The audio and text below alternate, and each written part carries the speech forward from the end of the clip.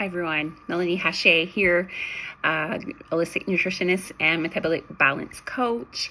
I want to talk about hay fevers season. So I know right now you may be thinking we're only January. That's when I'm videotaping this video. So depending on when you start to experience some hay fever symptoms, it could just be as well just bad congestion symptoms that you experience during the year. So typically what happens, your body will come in contact with some sort of allergen. It could be something that you eat, it could be something in your house, could be a lot of people are allergic or react, I should say, to dust mite, just to dust, cat hair, dog hair, different types of allergens as well, like I was saying, in your food, could potentially aggravate your sinuses in a way. So basically what I'm curious is, I would love to read, what do you typically do when you feel those symptoms, come up? Or are you one of those people that every spring especially, you're like, I know I'm going to have issues with hay fever this year. The grass is going to start growing in a few weeks or whatever.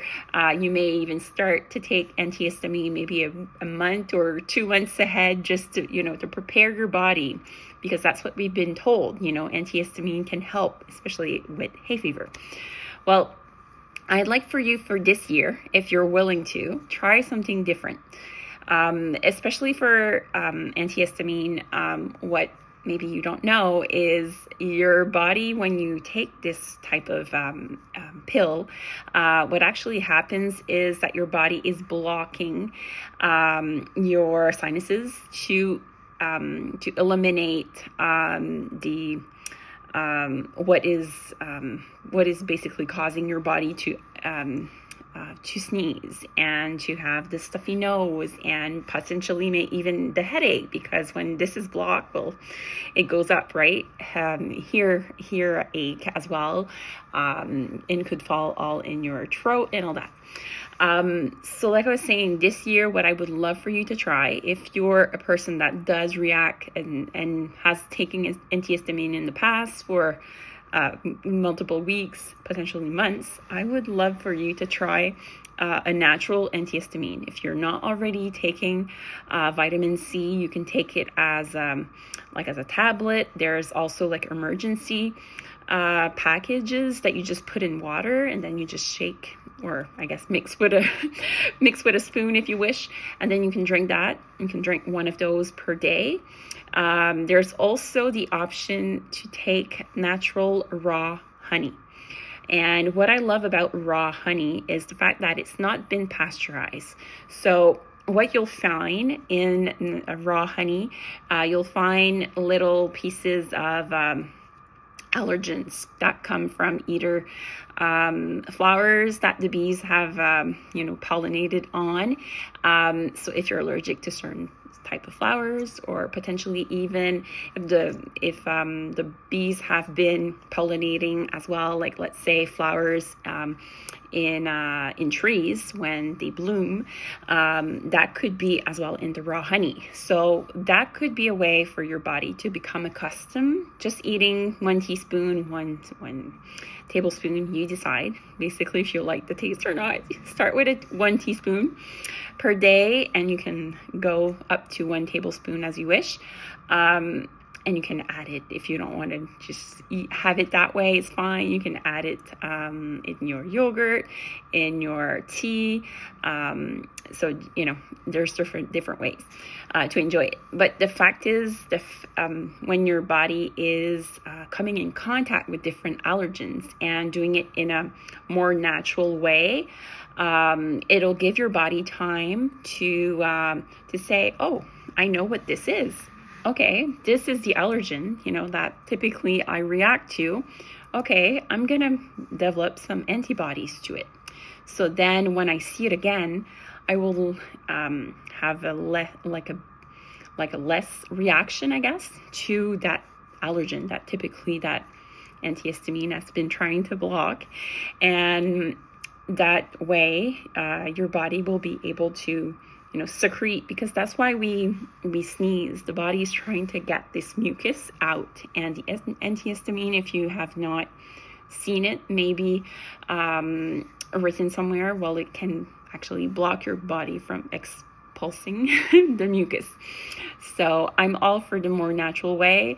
Also, if you're not already doing it, and if you've listened to a couple of my videos, I'm always pro not waiting for something to happen and then to start putting some stuff into place, but to say, okay, how can I get in a way, to get ready for this? So that's why I'm talking about this right now in the month of January, for you to start, thinking ahead of time and saying, I'm not going to wait until March or April to start thinking, oh yeah, the grass is going to grow soon and I'm going to react to it. And again, that way, it's a great way for your body to become in contact with the allergen, and to not have like the stress, and to be able to secrete the mucus in a natural way. Last thing I wanted to say, as I was saying, I'm all pro of using different methods to avoid developing bad symptoms in the future or so forth.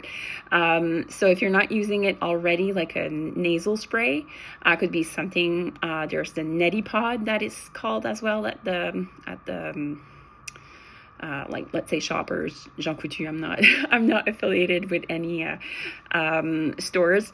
It's just, I know you can purchase it there or online, basically. And if you're not sure, I can share a link as well. But nasal spray can be something that's nice, because then the way what we want to do is to get the allergen out of your nose in a more natural way.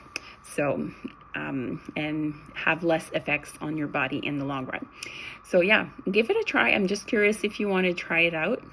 More natural antihistamine, and like I said, it's not something that you just start in closer to when spring is here, but you can do it right now. So go get a great bottle of raw honey. It tastes really good. And also the vitamin C will help make your immune system more, be stronger, especially during these cold winter months. So I'm looking forward to reading your comments. And if you want to book a one-on-one consult with me, a free consult, let me know. You can either comment below or use the link that I will share. All right, have a great day.